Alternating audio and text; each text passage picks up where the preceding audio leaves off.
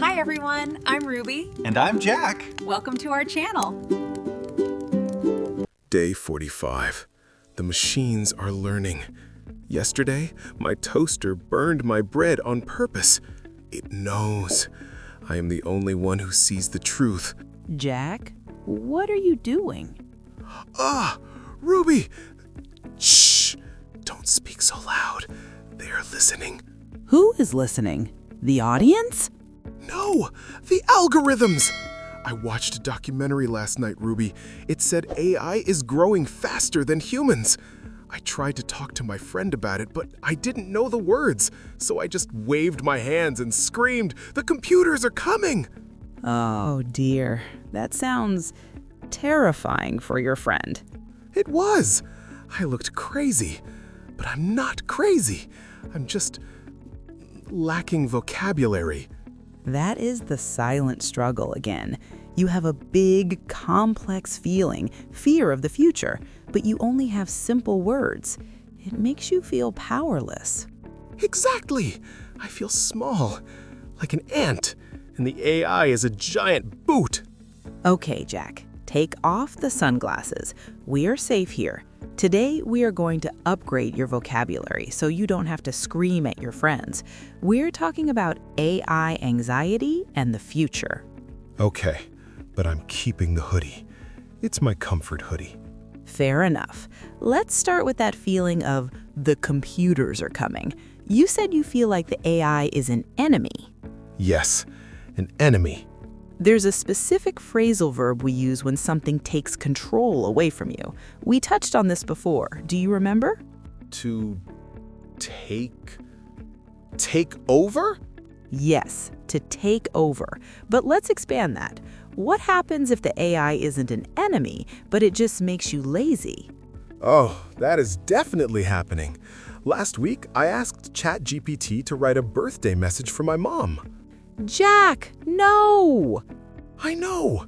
I felt terrible, but it was a really good message. It used the word cherish. I never use cherish.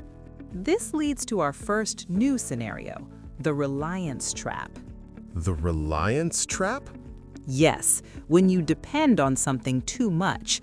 The noun is reliance, the verb is rely. Can you use rely in a sentence about your mom's birthday message? I relied on AI to write the message. Good. And is that a good thing or a bad thing? Bad, because it wasn't real. It was fake. Exactly. The word we use for real in this context isn't just real, it is authentic. Authentic. Authentic. Authentic means it comes from you, your heart, your brain. Even if your grammar is bad, an authentic message is better than a perfect robot message. So my mom would prefer "Happy birthday, Mom, I love you" good over a perfect AI poem. 100%, because it is authentic. Okay, authentic. I will remember that. But Ruby, I have another fear. Can we do a scenario? I love scenarios. What is the situation? Okay, imagine I'm at a party. I'm talking to a guy. He tells me something crazy. He says, "Did you know that dogs can speak French, but they're just shy?" And he says, "AI told me this." Okay, so the AI lied to him. Yes, but he believes it. How do I talk about that? This is a huge topic. We call this misinformation, and when an AI makes up fake facts confidently, we say the AI is hallucinating. Hallucinating? Like seeing ghosts? Exactly. When a human sees things that aren't there, they hallucinate. In the tech world, when a chatbot makes up a fake fact confidently, we say the AI is hallucinating. That is so scary. It sounds like a horror movie. The robot is hallucinating. It is a bit scary. So in your scenario at the party, you need to ask your friend if he checked the facts. We call this fact-checking. Fact-checking. Okay, let me try. Hey, friend, that sounds crazy. Did you fact-check that? Maybe the AI was hallucinating. Perfect. You sound so smart. You sound like a tech expert. I do, don't I? Did you fact-check that? Huh, I like that phrase. Now, let's move to the big one, the fear of jobs. You mentioned earlier you feel useless. Yes, obsolete. I remember that word. Good memory. But let's look at a different perspective. Let's do a role play. Oh no, I'm bad at role plays. You'll be fine. In this scenario, I'm a pessimist. I'm doom and gloom. And you have to be the optimist. You have to tell me why humans are still important. Wait, I have to be the positive one? But I'm the scared one. That's why it's good practice. Fake it until you make it, Jack. Okay. Clears throat. I'm ready. Oh, Jack, why are we studying English? In 5 years, we will have chips in our brains. We won't need to speak. We will just think and the AI will translate. Language learning is dead. No, that is wrong. Why? The technology is getting better every day. We are finished. We are not finished because of nuance. Ooh, good word. Tell me more. Machines don't understand nuance. They don't understand sarcasm or culture. That's a great point. Keep going. What about connection? Yes, if I go on a date, a romantic date, I cannot bring the robot. You cannot bring the robot on the date? Why not? Because it's awkward. I want to look in her eyes. I want to make the mistake. If I use a translator on a date, there's a barrier. Excellent word. Barrier. A wall between two people.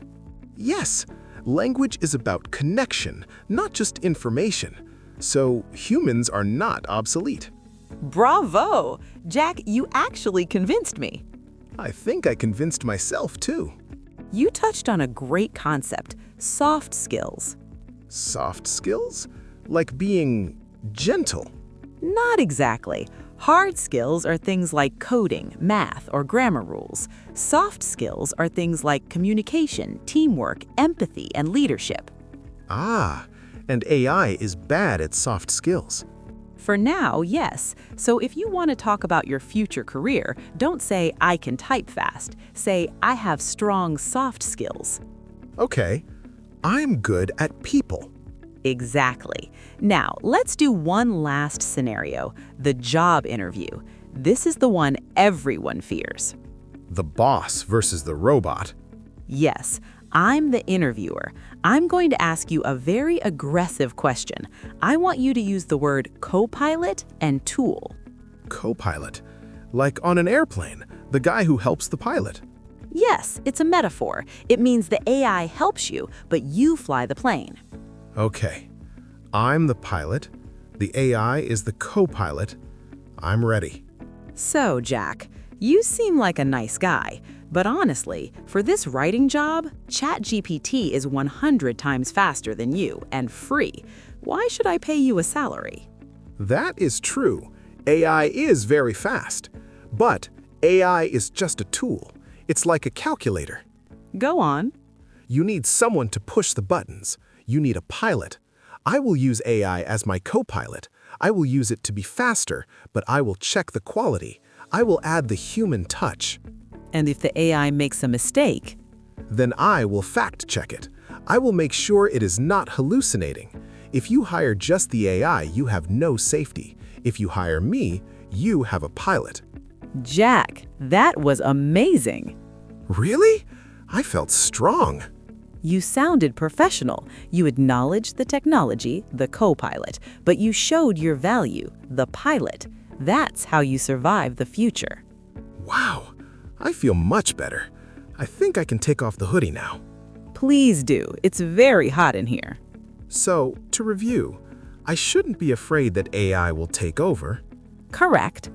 I should be careful not to rely on it too much because I want to be authentic. Yes. And if I hear a crazy fact, I should check if the AI is hallucinating. Perfect. And finally, I'm the pilot. The AI is just my co-pilot. Jack, I think you're ready for the future. Thanks, Ruby. I'm gonna go home and write a poem, a real one, with a pen and paper.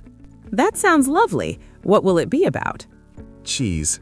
It's always about cheese. Of course. Well, everyone, thank you for listening to Talk English. We hope you feel more prepared to talk about this changing world. Don't forget to like and subscribe, and leave a comment. Tell us, do you use AI as a crutch or as a co-pilot? Great question. See you in the next episode. Bye, humans, and bye, robots. Bye.